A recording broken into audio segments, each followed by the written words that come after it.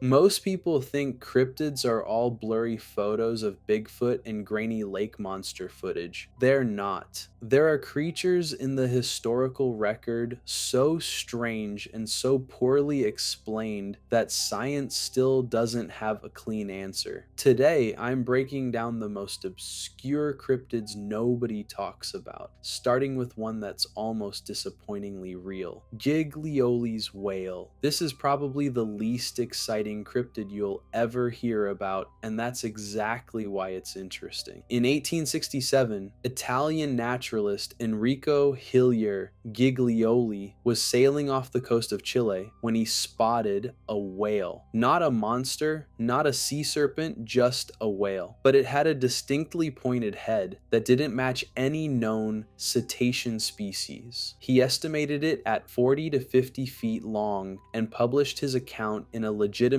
scientific journal, which, for a cryptid, is basically showing up to a job interview in a three-piece suit. Here's the thing though, in over 150 years since that sighting, only 3 to 4 credible reports have ever surfaced. 0 skeletal remains, 0 physical evidence of any kind. Modern marine biologists are pretty confident it was a misidentified SEI whale, or possibly a hybrid, which is the scientific equivalent of saying calm down, it was just a weird whale. Cryptozoology communities disagree naturally, but even they have to admit the evidence is thin. So the most credible cryptid on this entire list is basically just a slightly odd whale that one guy saw once. I don't know what to tell you. But if you think a mysterious whale is underwhelming, wait until you hear about a creature from Pennsylvania that literally cries itself to death. The squonk. The squonk might be the saddest creature in cryptozoology, not because of what it does, but because of what it is. A 3 to 4 foot tall, wrinkly, loose-skinned blob that lives in the hemlock forests of northeastern Pennsylvania and does nothing but cry. That's it. That's the whole creature. It weeps constantly, hides from everything, and if you somehow manage to catch one, it dissolves into a puddle of its own tears, which is,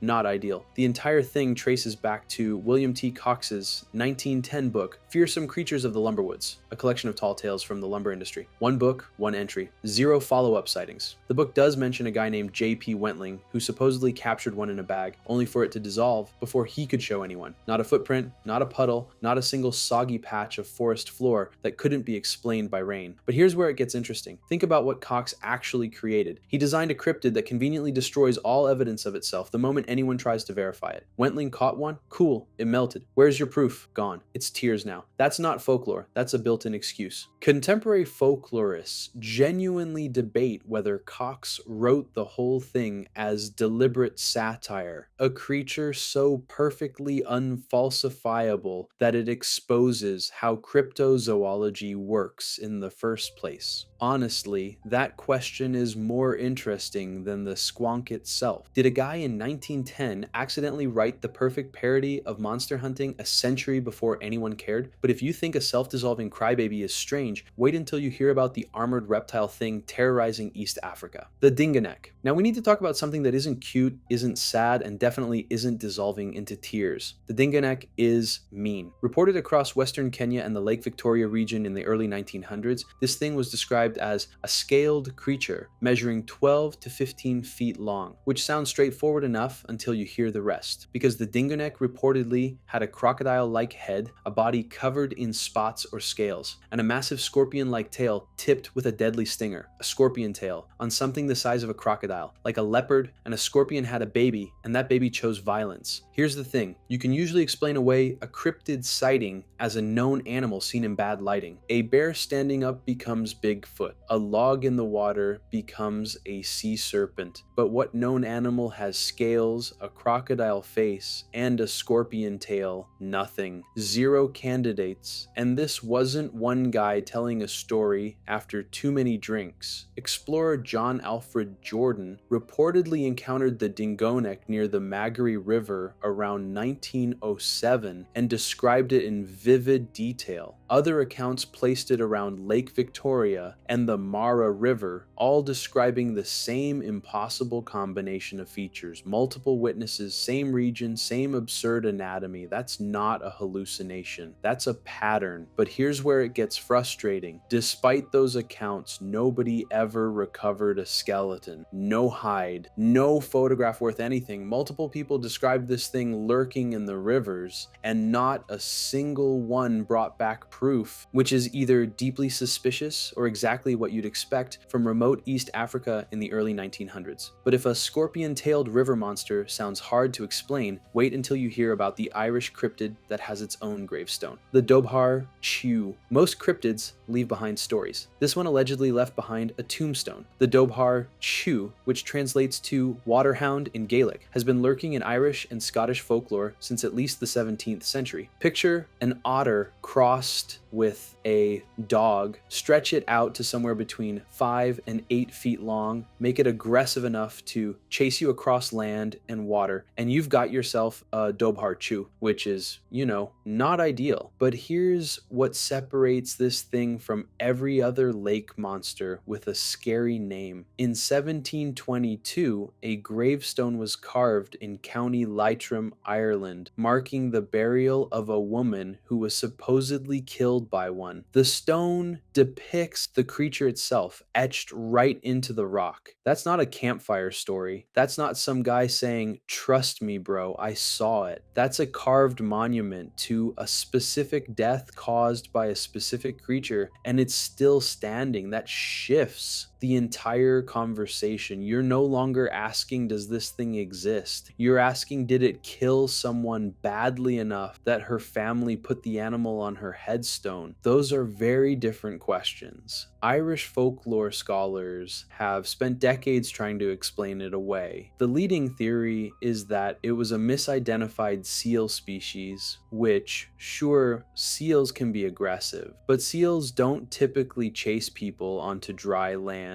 and maul them to death. Paranormal communities have gone the opposite direction entirely, linking the Dobhar Chew to water-dwelling fey entities from Celtic mythology. So your options are angry seal or fairy murder dog. I don't know what to tell you. Either way, a woman is dead, a gravestone exists, and nobody has a satisfying answer. But if you think a killer waterhound is strange, wait until you hear about the giant flying primate hiding in the jungles of Java, the Ahul. Up until now, we've been dealing with creatures that stay on the ground or in the water like normal, respectable cryptids. The Ahul said no to all of that. This thing is a flying primate, a giant, leathery, screaming bat with the face of an ape, reportedly soaring over the jungles of central Java. We have officially left the shallow end. Naturalist Dr. Ernest Bartels first reported the Ahul in 1925. During an expedition through central Java, Indonesia, he described an enormous airborne creature with a wingspan of 10 to 12 feet, weighing somewhere between 50 and 100 pounds, with an ape-like face and massive leathery wings. So basically a flying monkey the size of a grown man, which is,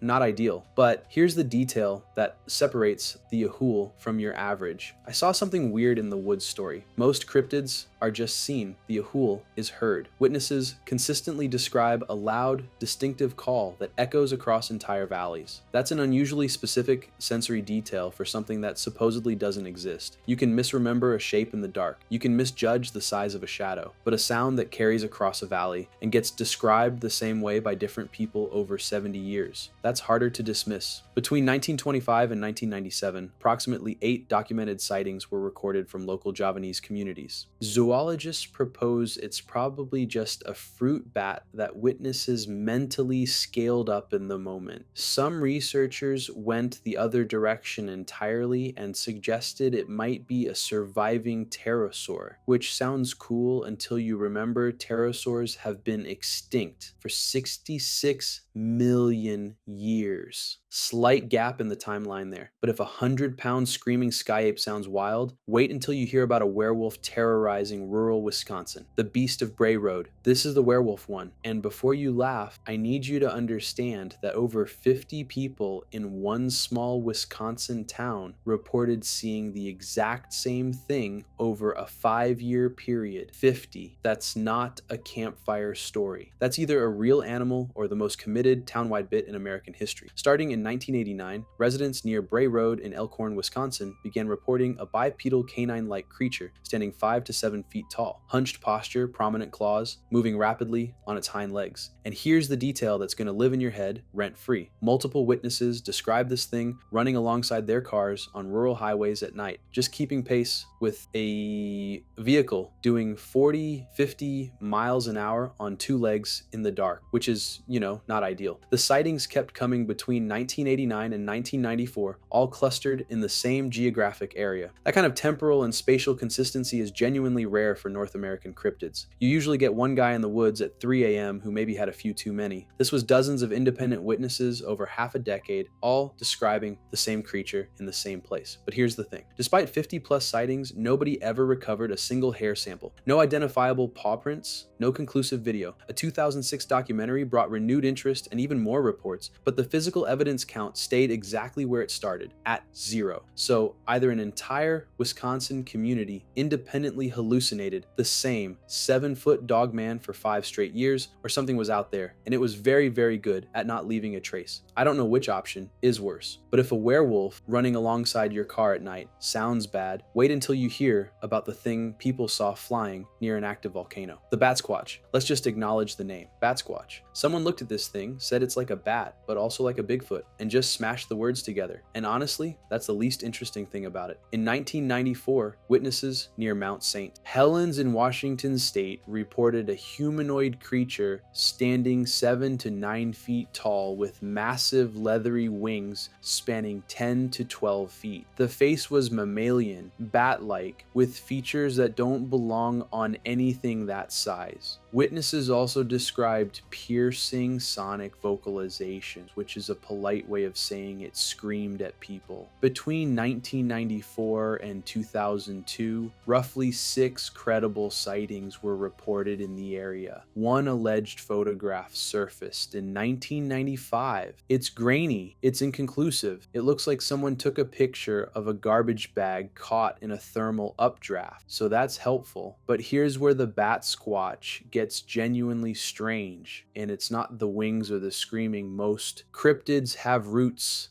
deep ones, centuries of oral tradition, indigenous folklore, cultural mythology passed down through generations. The Bat Squatch has 0. Local Native American tribes in the Pacific Northwest have no historical record of anything resembling this creature. No stories, no warnings, no cave paintings, nothing. It just appeared near an active volcano in the mid-90s with absolutely no cultural backstory, which is, not ideal. That absence actually makes it harder to explain away. When a cryptid has 400 years of folklore behind it, you can argue it's a cultural invention that took on a life of its own. But when a 9-foot flying Batman shows up out of nowhere with no mythological precedent, you can't blame generational storytelling. Something prompted those reports, and nobody has a satisfying answer for what. And from a biological standpoint, a primate-sized mammal with functional flight capability and bipedal posture basically violates everything we understand about mammalian evolution. The skeletal structure alone would need to be unlike anything in the fossil record. But if you think a cryptid with no backstory is unsettling, wait until you hear about one that has too much of it. The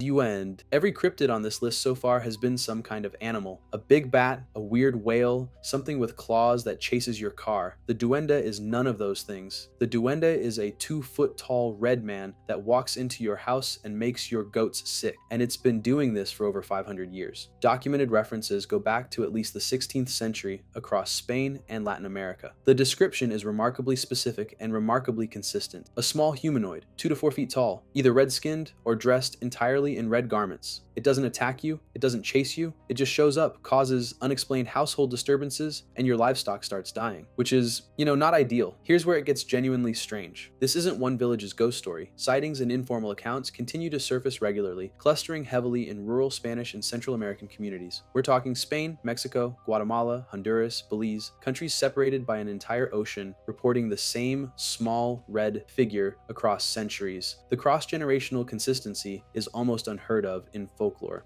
Most cryptids stay regional. The duende packed a suitcase and followed an entire linguistic diaspora across the Atlantic. Anthropologists have spent decades trying to connect it to other small folklore creatures like leprechauns or elves, arguing it's a universal cultural archetype. Basically, every civilization invents a tiny troublemaker to explain why things go wrong around the house. And that's a perfectly reasonable explanation, but it doesn't quite account for the specificity. Leprechauns wear green, elves are pale. The duende is always red, always between 2 and 4 feet, always targeting livestock and domestic spaces. That's not a vague archetype, that's a police sketch. So either every Spanish-speaking community on Earth independently invented the exact same tiny red man, or something very small and very persistent has been absolutely ruining people's week for half a millennium. I don't know what to tell you, but if a folklore entity bothering households sounds grounded, wait until you hear about something that shouldn't exist at all. Captured on over 1,000 videos and moving at 200 miles per hour. The skyfish. Every cryptid on this list so far has been, at minimum, a living thing. Something with a body, a habitat, maybe some teeth. The skyfish threw all of that out the window and said, what if the cryptid was a camera glitch? Here's the backstory. In 1994, a filmmaker named Jose Escamilla was reviewing video footage he'd shot in Midway, New Mexico, and noticed something strange. Fast-moving, rod-shaped objects were appearing on tape, seemingly propelling themselves through the air with undulating, fin-like motions. They were traveling at estimated speeds of 100 to 200 miles per hour. Escamilla coined them rods. The footage spread across early internet forums, and suddenly, people all over the world were finding these things in their own home videos. That's not a fringe sighting, that's a movement. But here's where it gets genuinely hilarious. The actual explanation turned out to be motion blur and camera artifacts. A regular bug flies past a camcorder with a slow shutter speed. The camera smears the image across multiple frames, and congratulations, you've discovered a new species, except you haven't. You've discovered that your Sony Handycam from 1994 wasn't very good.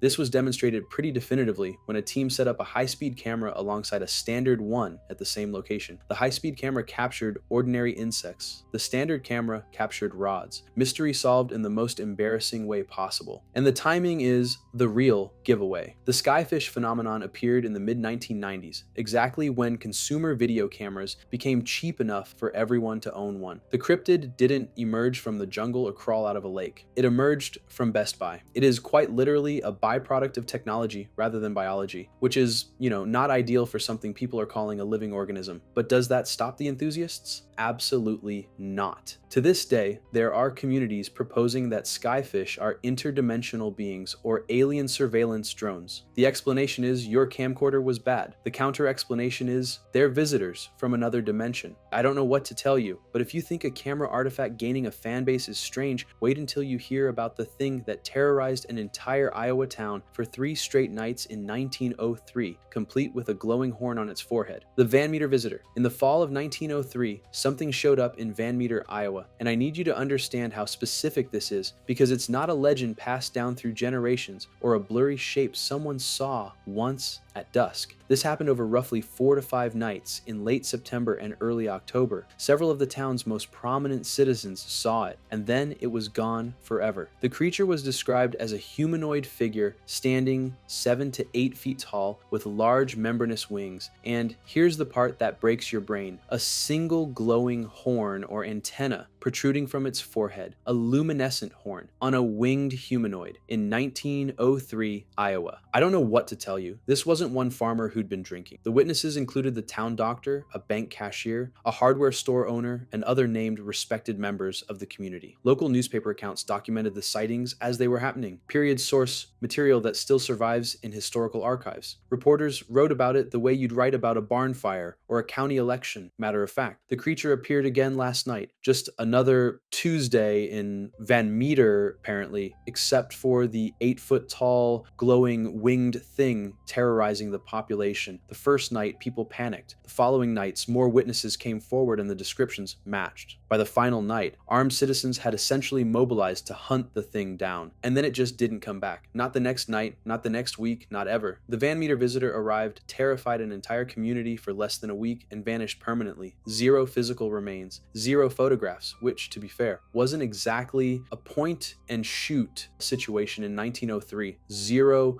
tangible evidence of any kind. Here's what makes this one linger. It doesn't fit into any box. It's not an animal because no animal looks like that. It's not recurring folklore because it happened once and stopped. It's not a hoax because multiple respected townsfolk across several separate nights independently described the same impossible thing. And it's not explainable by mass hysteria because the newspaper accounts are calm, detailed, and consistent. Something showed up in a small Iowa town over 120 years ago. Multiple credible witnesses saw it. Journalists wrote about it in real time. And nobody, not then, not now, has ever been able to explain what it was, where it came from, or where it went. Some mysteries get solved. This one just sits there. If you enjoyed this video and want to see more, click the video on the screen now.